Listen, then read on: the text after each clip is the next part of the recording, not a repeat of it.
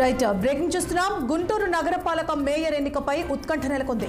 Mayor పదవి కోసం కూటమి అభ్యర్థిగా కోవెలమూడి రవీంద్ర, వైసీపీ నుంచి అభ్యర్థి అచ్చాల వెంకటరెడ్డి బరిలో ఉన్నారు. టీడీపీ వైఎస్ఆర్సీపీ విప్లు జారీ చేసి అందుకు సంబంధించిన పత్రాలను ప్రిసైడింగ్ అధికారికి జిల్లా కలెక్టరేట్లో అందించారు. నగరపాలక సంస్థలో మొత్తం 63 మంది సభ్యులుగాను 32 మంది హాజరైతే కోరం ఉన్నట్లు భావిస్తారు. లేదంటే సభను మరుసటి రోజుకు వాయిదా వేస్తారు.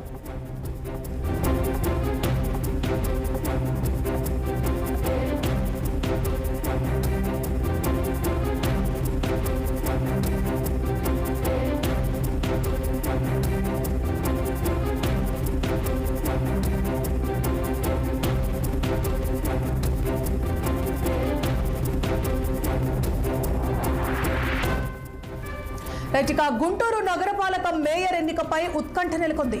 మేయర్ పదవి కోసం కూటమి అభ్యర్థిగా కోవెలమూడి రవీంద్ర, వైసీపీ నుంచి అచ్చాల వెంకటరెడ్డి బరిలో ఉన్నారు. టీడీపీ వైఎస్ఆర్సీపీ విప్లు జారీ చేసి అందుకు సంబంధించిన పత్రాలను ప్రిసైడింగ్ అధికారికి జిల్లా కలెక్టరేట్లో అందించారు. నగరపాలక సంస్థలో మొత్తం 63 మంది సభ్యులుగాను 32 మంది హాజరైతే కోరం ఉన్నట్లు భావిస్తారు. లేదంటే సభను మరుసటి రోజుకు వాయిదా వేస్తారు. ఇదే అంశానికి సంబంధించి మరిన్ని అప్డేట్స్ ని గుంటూరు జిల్లా నుంచి మా ప్రతినిధి పవన్ లైవ్ లో అందిస్తారు. పవన్.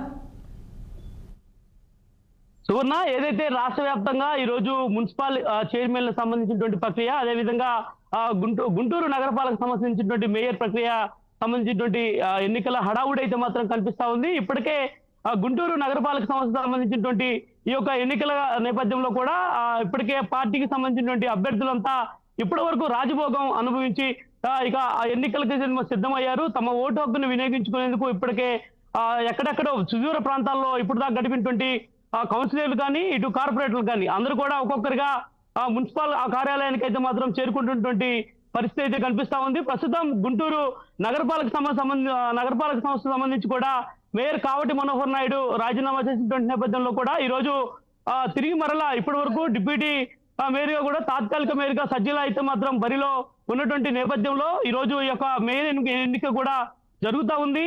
ఇప్పటికే కూటమి పార్టీలకు సంబంధించినటువంటి అభ్యర్థిగా కోవెలమూడి రవీంద్ర గత కొంతకాలంగా కూడా పార్టీలో యాక్టివ్ గా ఉన్నటువంటి నేతగా కూడా గుర్తింపు పొందారు. అదే కాకుండా ఇప్పటికే కూడా ఏదైతే గుంటూరు నగరపాలక సంస్థ మేయర్ గా కూడా అంటే గుంటూరు డిప్యూటీ ఫ్లోర్ లీడర్ గా అయితే మాత్రం ఉన్నటువంటి పరిస్థితి కూడా ఉంది. కాబట్టి మరి ఈ నేపథ్యంలో ప్రస్తుతం అయితే ఈ యొక్క ఎన్నిక అయితే మాత్రం జరుగుతూనే ఉంది. ఇప్పటికే అధికారులు పూర్తి స్థాయి ఏర్పాట్లు చేశారు. ఎక్కడా ఎలాంటి అవాంఛనీయ సంఘటన జరగకుండా గుంటూరు జిల్లా ఎస్పీ సతీష్ కుమార్ ఆధ్వర్యంలో కూడా పోలీసులు బందోబస్తు ఏర్పాటు చేసినటువంటి పరిస్థితి కూడా కనిపిస్తా ఉంది. దాదాపు ఈ యొక్క సంబంధించి కూడా ఉదయం 9:30 గంటల నుంచి కూడా ఒక్కొక్క కౌన్సిలర్ అయితే మాత్రం ప్రస్తుతం గుంటూరు నగరపాలక సంస్థ కార్యాలయం వద్దకి చేరుకున్నటువంటి పరిస్థితి కూడా కనిపిస్తా ఉంది. ప్రస్తుతం మనం పల్నాడు జిల్లా మాచర్లలో కూడా చూడొచ్చు. మాచర్లో కూడా కొద్దిసేపు క్రితమే ఇక్కడ ఉన్నటువంటి కౌన్సిలర్లు మొత్తం కూడా చైర్మన్ ఎన్నిక కోసం పురపాలక సంఘ కార్యాలయానికి రావడం కూడా జరిగింది. ఇప్పటికే మాచర్ల ఎమ్మెల్యే జోలకంటి బ్రహ్మారెడ్డి కూడా మున్సిపల్ కార్యాలయానికి చేరుకొని మరి కాసేపట్లోనే మున్సిపల్ చైర్మన్ కి సంబంధించినటువంటి ఎన్నికపై కూడా ఒక సంథింగ్ అంటే ఉత్కంఠమైనటువంటి వాతావరణం తెరదింపే విధంగా ఈ యొక్క ఎన్నికలు అయితే మాత్రం జరుగుతూ ఉన్నాయి.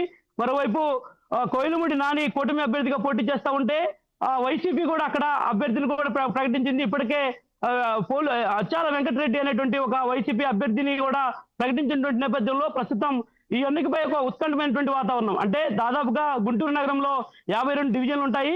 ఈ యొక్క డివిజన్లలో ఇప్పటికీ టీడీపీకి కేవలం అంటే గతంలో 11 సీట్లు ఉన్నటువంటి టీడీపీ ఈ మధ్య కాలంలో జరిగినటువంటి కోఆప్షన్ సంబంధించినటువంటి ఎన్నికల్లో కూడా అత్యధిక మెజార్టీ అంటే దాదాపుగా 33 కౌన్సిలర్ అభ్యర్థులను కూడా ఇప్పటికే తీసుకొని ఉన్నారు. కాబట్టి మరి వీటన్నిటిని తిరిగి మరలా మేయర్ పీఠాన్ని కూడా కైవసం చేసేందుకు ప్రయత్నం చేస్తుంది. మరోవైపు వైసీపీ కూడా తగ్గేది లేదు అనేటువంటి విధంగా తమ కూడా బరిలో ఉంటాం, ఖచ్చితంగా తమ పార్టీలో గెలిచినటువంటి అభ్యర్థులు తమకే ఓటు వేస్తారు అనేటువంటి ఒక ధీమాతో వైసీపీ సంబంధించినటువంటి అభ్యర్థి అచ్చాల వెంకటరెడ్డి ఇప్పటికే మేయర్ అభ్యర్థిగా కూడా నామినేషన్ వేస్తున్నారు. కాబట్టి ఇటు కోవెలమూడి నాని, మరోవైపు అచ్చాల వెంకటరెడ్డి మధ్య కొంత పోటీ నెలకొనేటువంటి పరిస్థితి మాత్రం కనిపిస్తా ఉంది.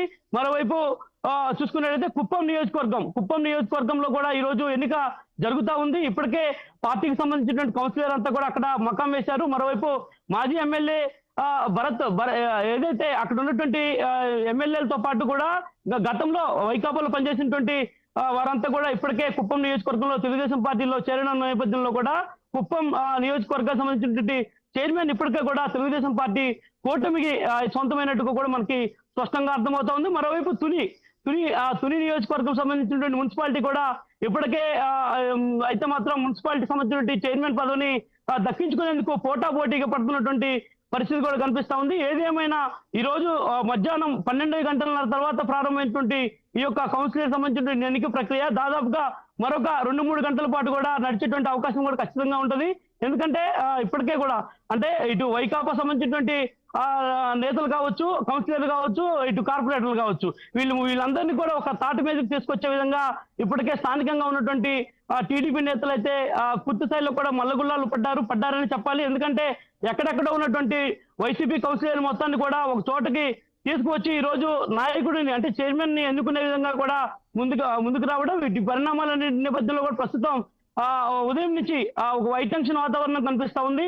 మరోవైపు మాచర్ల మున్సిపాలిటీలో అయితే ప్రశాంతంగానే చైర్మన్ ప్రక్రియ కొనసాగుతుందని కూడా చెప్పాలి. మరోపక్క పోలీసులు కూడా ఎక్కడ ఎలాంటి అవాంఛనీయ సంఘటనలు జరగకుండా ముందస్తుగా చర్యలు తీసుకున్నటువంటి పరిస్థితి కూడా ప్రస్తుతం అయితే మాత్రం కనిపిస్తా ఉంది. సువర్ణ, పవన్, అయితే కోరం ఏర్పడకపోతే అంటే సభ ఎన్నిక వాయిదా వేసే అవకాశాలు ఉన్నట్లు తెలుస్తుంది. మరి గుంటూరులో ప్రస్తుతం ఎలా పరిస్థితి కొనసాగుతోంది? కోరం ఏర్పడుతుందా లేదంటే వాయిదా పడే అవకాశాలు ఉన్నాయా? అలాగే మాచర్ల కుప్పంకి సంబంధించి అప్డేట్స్ ఏంటి? కుప్పంలో ఇప్పటికే టీడీపీ కైవసం చేసుకుందనే సమాచారం అందుతోంది అంటున్నారు. మాచర్ల అలాగే గుంటూరుకి సంబంధించిన సమాచారాలు ఏంటి? సువర్ణ, ఖచ్చితంగా ఇప్పటికే గుంటూరు నగరపాలక సంస్థ సంబంధించినటువంటి కోరం ఏదైతే దాదాపుగా 32 మంది సభ్యులు ఈ యొక్క కోరంలో పార్టిసిపేట్ చేయాలి. మరోవైపు వైకాపా దాదాపుగా 28 మాత్రమే ఉన్నటువంటి నేపథ్యంలో మరొక 3 తమకు ఖచ్చితంగా కూడా మద్దతు ఇస్తారు. తమ పార్టీలో గెలిచినటువంటి క్యాండిడేట్లే కాబట్టి ఖచ్చితంగా తమకు మద్దతు ఇస్తారనేటువంటి ఒక ఉద్దేశంతోనే ఈ యొక్క బరిలో దిగినటువంటి పరిస్థితి కూడా కనిపించింది. దాదాపుగా అంటే 33 మంది టీడీపీకి ఉంటే కేవలం 20 మంది మాత్రమే ఇటు వైకాపాకు ఉన్నటువంటి నేపథ్యంలో మరొక 5 అంటే దాదాపుగా 28 మంది ఇప్పటికీ వైసీపీకి మద్దతుగా ఉన్నటువంటి పరిస్థితి కూడా కనిపిస్తుంది. కాబట్టి దీనిపై ఒక ఉత్కంఠమైనటువంటి ఎన్నిక గుంటూరులో జరుగుతూ ఉంటే మరోపక్క మిగతా అంటే దాదాపుగా తుని కావచ్చు, కుప్పం కావచ్చు, ఇటు మాచర్ల కావచ్చు, ఈ 3 ప్రాంతాల్లో అయితే మాత్రం టీడీపీ విజయం అయితే మాత్రం ఖాయమైందని చెప్పాలి. ఇప్పటికే తెలుగుదేశం పార్టీకి సంబంధించినటువంటి చైర్మన్ల ఎన్నికని ఇప్పటికే కూటమి పార్టీలో ఉన్నటువంటి ఎమ్మెల్యేలంతా కూడా దాదాపుగా పూర్తయిందని కూడా పూర్తి చేసే విధంగా సన్నాహాలు పూర్తి చేశారు. మరోవైపు ఎక్కడ ఎలాంటి ఇబ్బందులు లేకుండా కౌన్సిలర్లు వాళ్ళందరినీ కూడా ఇప్పటికే వైసీపీలో గెలిచినటువంటి కౌన్సిలర్ మొత్తాన్ని కూడా తీసుకొని ఇక్కడికి రావడం, ఈ పరిణామాలన్నీ కూడా చోటు చేసుకుంటూ ఉన్నటువంటి నేపథ్యంలో దాదాపుగా ఈ యొక్క ఎపిసోడ్ అయితే మాత్రం కంప్లీట్ అయిందని చెప్పాలి. ఒక్క గుంటూరు నగరపాలక సంస్థ సంబంధించినటువంటి కోరం ఒకటే మాత్రం కొంత పెండింగ్ లో ఉండేటువంటి అవకాశం కనిపిస్తా ఉంది.